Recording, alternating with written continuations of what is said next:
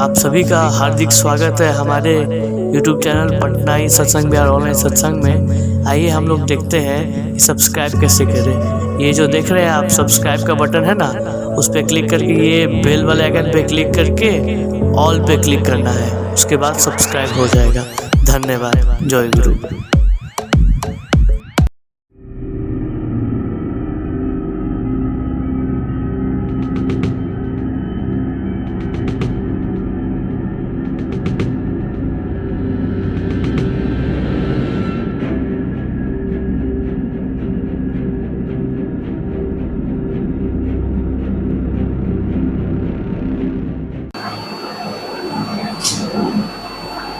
श्रद्धेय ऋतिक देव, पंजाधारी कर्मी, इष्ट प्राणेश्वर, गुरु भाई, माँ, सबको मेरा हार्दिक जय गुरु। दादा का कुछ मुझे से बोलने के लिए कहा गया दादा से कि आज आप अपने बारे में कुछ बताएं, जो आपका अनुभूति है उस अनुभूति के बारे में बताएं। मेरा अनुभूति तो ठाकुर जी के बारे में बहुत है, और लोग कहता है कि ठाकुर जी उससे मिलता नहीं है, लेकिन मैं उस चीज़ को नहीं मान सकता हूँ। ठाकुर जी तो इतना देते हैं कि लोग ले नहीं पाता है, उतना कर नहीं पाता है। ठाकुर जी की कैसे मेरे दीक्षा इस पर प्रकाश डालने के लिए बोला गया है। मेरी दीक्षा 24 अक्टूबर 2004 को हुई। अचानक दीक्षा हुआ। मेरा 10वीं के दिन था, उसमें हम गंगा दशहरा दिखाने के लिए बच्चों के साथ जा रहे थे। तो अचानक मेरे मन में भाव आया, ये मंदिर है बगल में, इसको क्यों नहीं घुमा जाए, दशहरा में क्यों जाए। बच्चा लोग से बोले आए हम इस मंदिर में। मेन गेट उसमें नहीं खुलता था, पंकजदा का घर के सामने से गेट खुलता था। उस गेट से हम लोग अंदर भीतर गए तो प्रार्थना हो रहा था, प्रार्थना में शामिल हुए। बहुत अच्छा लगा प्रार्थना इतना अच्छा लगा कि फिर मॉर्निंग में हम आए, फिर उसके बाद शाम में आए। उस समय मेरे पास में काम नहीं था, काम की बहुत कमी था, बहुत स्थिति खराब था, बहुत गरीबी हालत था। इतना तक हालत था कि एक टाइम खाते थे तो एक टाइम खाने के लिए मेरे पास बच्चों के लिए नहीं था। बच्चा का स्कूल भी छोड़वा दिए थे। तो अचानक रामेश्वर प्रसाद सिंह वो हमको बोले, तुम दीक्षा लिया है? तो हम बोले, जैसे हम लोग और गुरु भाई लोग और लोगों को जाजन करते हैं, ठाकुर जी के बारे में बतलाते हैं, तो लोग मेरी बात को सुनता है, उसी तरह से उनकी बात को सुने। दीक्षा लिया है? तो हाँ न लिया है, कुछ नहीं बोले। अपना प्रार्थना, लेकिन अच्छा लगा, आए, फिर चले गए। अचानक सुबह में मेजर वाईएन यादव इंजीनियर साहब वो बोले किसे दीक्षा लिया? हम बोले दीक्षा तो नहीं लिया है। तो लेगा दीक्षा? हम बोले ले लेंगे, हम भी वैसे ही बोले। तो वो उनके यहाँ एक सर्वेंट काम करता था, नौकर था उनका, मुकेश। तो मुकेश को बोले कि जाओ तो शरण को लेके आओ। तो शरणदा को लेकर के आए, और ऊपर मंदिर में जहाँ ठाकुर जी का जो बगल में का मंदिर में रूम में रखा हुआ है ठाकुर जी का, उसमें ले गए। कंबल उम्बल बिछाए, बैठाए हमको। जब हमको दीक्षा देने के लिए ओम विष्णु कर जल देकर बोले, तो हम बोले दादा हम दीक्षा नहीं लेंगे। हम कंबल पर से उठ गए, रख दिए, पानी उनका गिरा दिए। हम बोले हम दीक्षा नहीं लेंगे। तो क्यों नहीं लीजिएगा?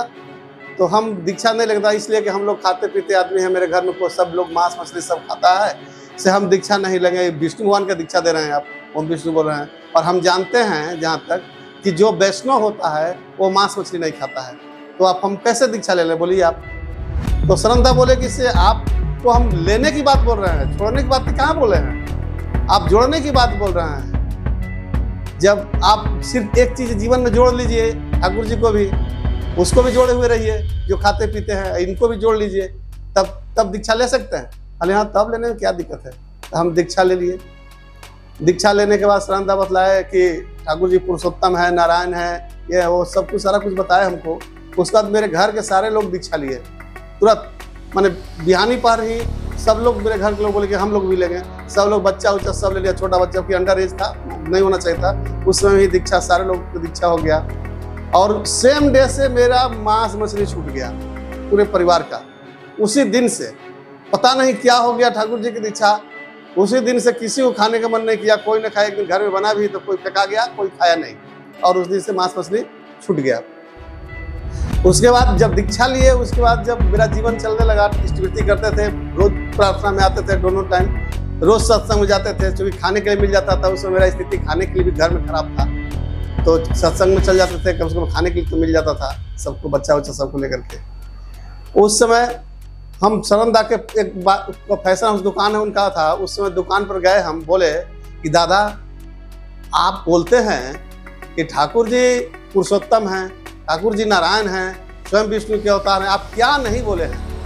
लेकिन आदमी जब एक झाड़ू खरीदता है तो उसका भी एक लक्षण देखता है। आपने तो पुरुषोत्तम का दीक्षा दिया, फिर मेरा स्थिति और खराब क्यों हो गया?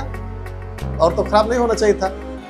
तो सरंदा साइलेंट हो गया, चुप हो गया थोड़ा देर के लिए, और थोड़ा देर ठाकुर जी के पास देखे, उनके दुकान में जो फोटो लगा था देख करके हमको बोले, दादा आपने जो ठाकुर का दीक्षा लिया तो ठाकुर जी को ब्लेम दे रहे हैं कि ठाकुर जी की दीक्षा लेने से मेरा स्थिति और ज़्यादा खराब हो गया पहले से।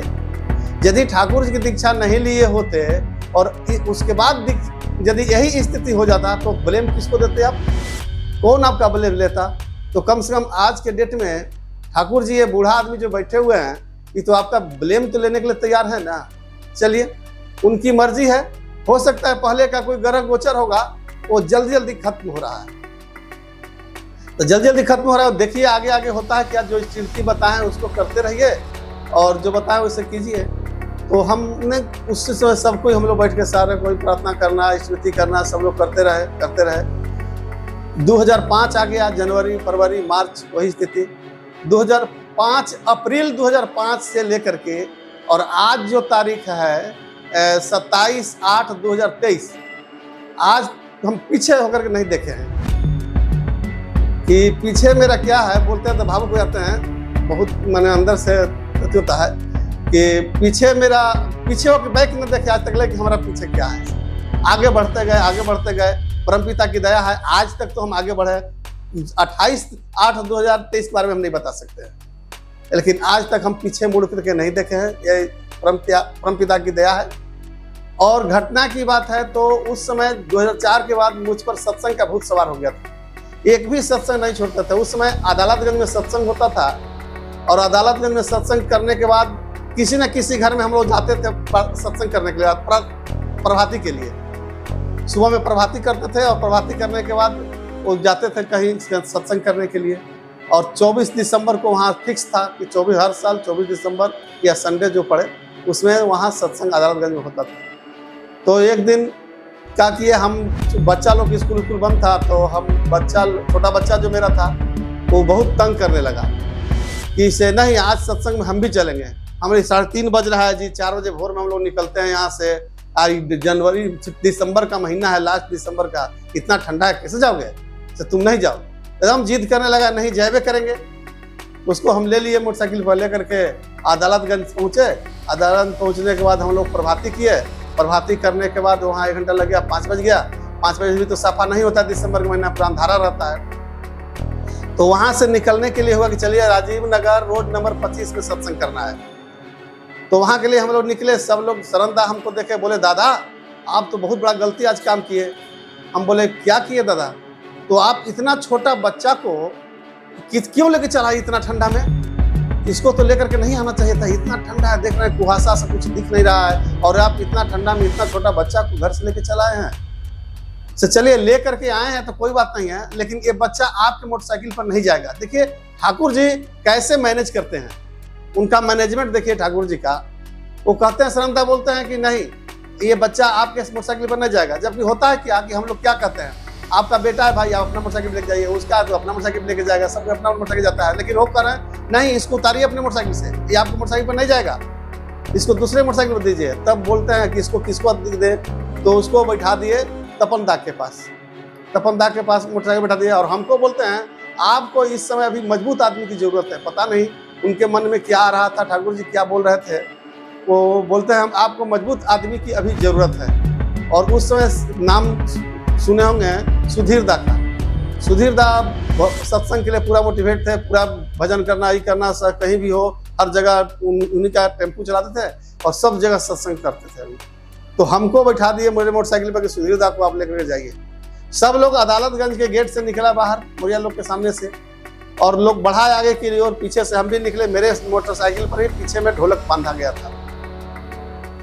तो जैसे ही अदालतगंज से आगे बढ़ते हैं गेट से, तो उधर पहले तारामंडल के पास बहुत बड़ा खटाल था पहले, उस खटाल में से बड़ा सा गाय आता है और आकर के मारता है हमको ना, कि पूरा मोटरसाइकिल सहित हम लोग फेंका जाते हैं और मेरा माथा जो है सो डिवाइडर से टकरा जाता है। माथा डिवाइडर से टकराने के बाद हम वहीं गिर गए। गिरने के बाद हमको कुछ पता नहीं है कि हम जिंदा हैं या मुर्दा हैं, हमें कुछ पता नहीं। फिर सुधीर दा उठा करके पूरा पंप कर रहे हैं, लेकिन कुछ नहीं हमको हो रहा है। फिर उसके बाद में हमको डिवाइडर पर सुता दिया, डिवाइडर सुता करके पंप किए, तब भी कुछ नहीं हुआ। तब फिर उठा करके हमको छाती से लगा करके जब हमको किए ना, तब मेरा थोड़ा सा सुबुगाहट आया, तो हम ठीक हुए। फिर हमको डिवाइडर बैठाए, 10-5 मिनट बैठे हैं, तब तक उधर से एक सफ़ेद पहने हुए कपड़ा पहने हुए आदमी आता है और बोलते हैं कि दादा ये मोटरसाइकिल का चाबी जो है ना वो वहाँ चला गया था गिर का, से मोटरसाइकिल का चाबी लीजिए, आपको कुछ नहीं हुआ है, आप सत्संग में जाइए। तो हम बोले वो आदमी कौन था भाई, उतना तो दिमाग उसमें काम नहीं किया हमको। वो सुधीर दा उठाए, बोले दादा चलना है सत्संग में। हम बोले यहाँ चलना है तो मोटरसाइकिल आप चला लीजिएगा, हम एकदम बिल्कुल चला लेंगे, हमको कुछ नहीं हुआ है। मोटरसाइकिल उठाए हैं, मोटरसाइकिल स्टार्ट किए, गए सत्संग के लिए। वहाँ देख के गए, पहुँचे राजेंद्र को, देखते प्रार्थना शुरू हो गया था।